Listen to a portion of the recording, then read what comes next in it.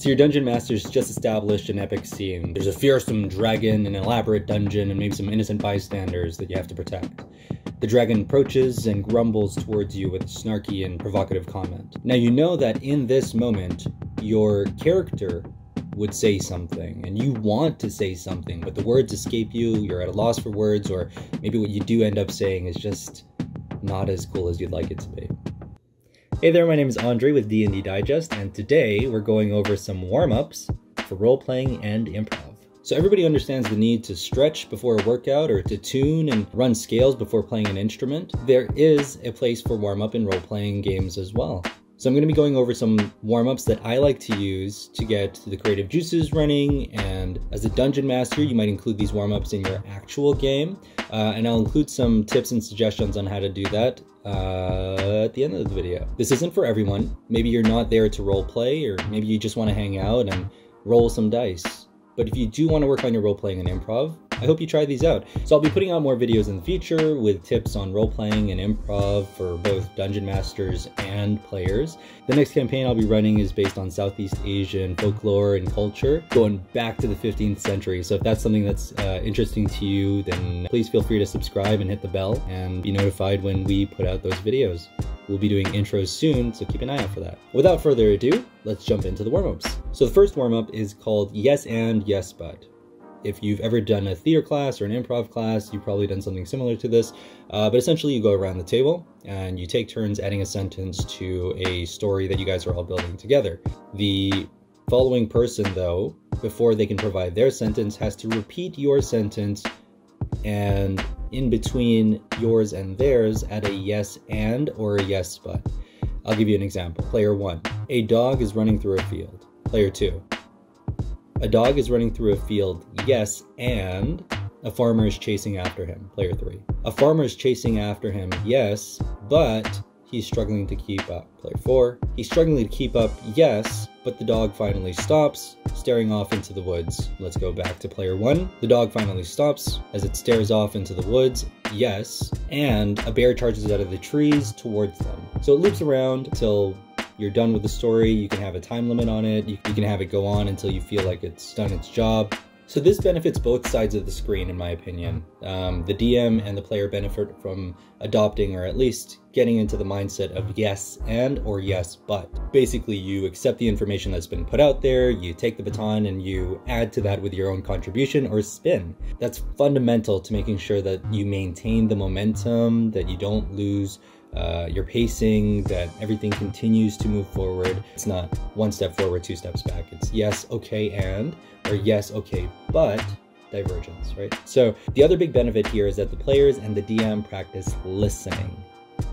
It's like the most important skill to have in this game. How many times has someone, the DM or another player, just described something in great detail, and for whatever reason the scene shifted to you, your character, and you have no idea what just happened. Maybe it happened to somebody else at the table, but you have no idea what just happened. You're zoned out, you're looking at your character sheet, or playing with your dice, or looking at your phone, whatever it might be. But now you're in the spotlight, and it's just crickets, and you have no idea what to do. Right? You can play it off, but then what's your contribution? You can't contribute to something you don't understand. This is another fun one. Both the players and the DM can participate in this. You have essentially a box, and I call it You Hold a Box. It's the name of this warm-up. I don't know what the actual name is. It starts with somebody setting it up, and you just say there's a box sitting in your lap. Use one adjective to describe what you see in the box. Nobody else can see it. You give your one adjective, and then you pass your box to the person to the left. And then they add an adjective to it. And slowly, it becomes something that guys can guess or give a label to. This kind of has a tendency to go off the rails and get immediately inappropriate, at least with my core group, so be wary of that. The main thing is that people are practicing describing things, and also it gets them listening again to see what this thing might actually be. The main benefits of this warm-up are that they're practicing listening again, and then also describing. Word at a time. The first person decides on a title for the story. So anybody can start it. Could be the DM, could be the players. So everyone takes a turn adding a word to the story. and hopefully making something that matches the title. You get people practicing creative collaboration, listening, problem solving, and it should be fast-paced.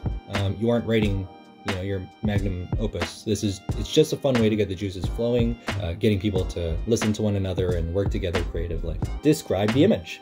So this is a great exercise. I find people like this a lot. The way I like to do this is I'll get some images. I'll just go onto Google and I'll do a quick search for fantasy art or fantasy battle art. That'll pull up some great images. You can go onto Pinterest or something and get some images there. But you send the images to your players individually. So this is a great exercise for dungeon masters and for players alike. Essentially, the DM or anyone really will send an image to the players, or will show an image to that player, and that specific player will describe it without showing the image to the others. At the end, once they're done describing it, they reveal the photo, and everybody can take a look to see what they imagined versus what is the actual image. So it's a fun little exercise. Everybody seems to love this one. Being able to improv is not easy.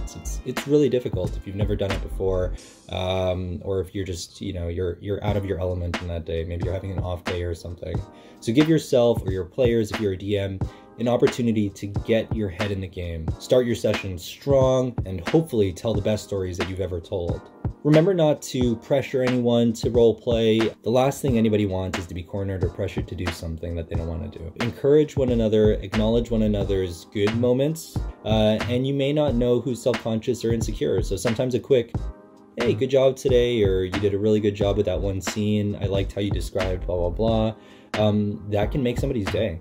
So, don't be shy to give that affirmation out. For my dungeon masters out there, if you'd like to incorporate some warm-ups into your actual session, here are some ways that I've tried doing that in the past. I opened up a session once with the players being interrogated by the guild master of the Adventurers Guild, and he asked them to detail what had happened in their last quest. So I told the players to each contribute one sentence to the story.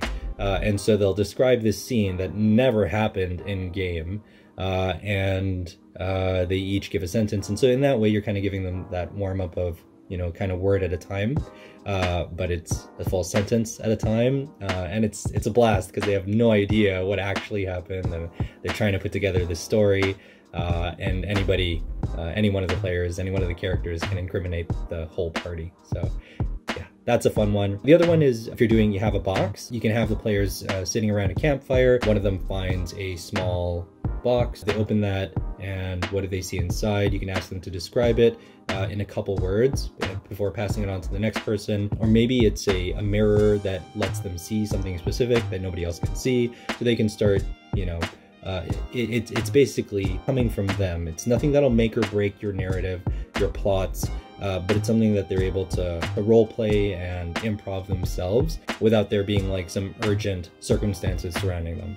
Hopefully these help and you enjoy them, and if you do, please put it in the comments below. I'd love to hear about it. If you have other suggestions, I'd love to hear what suggestions you have. I'm always looking to mix things up with my groups as well. So yeah, I look forward to hearing from you guys. Again, please subscribe below if you'd like to see more videos like this, or you'd like to see our actual play campaign coming up soon. Again, it's based in Southeast Asia, focusing on Asian folklore and culture. I'm so excited. Yeah.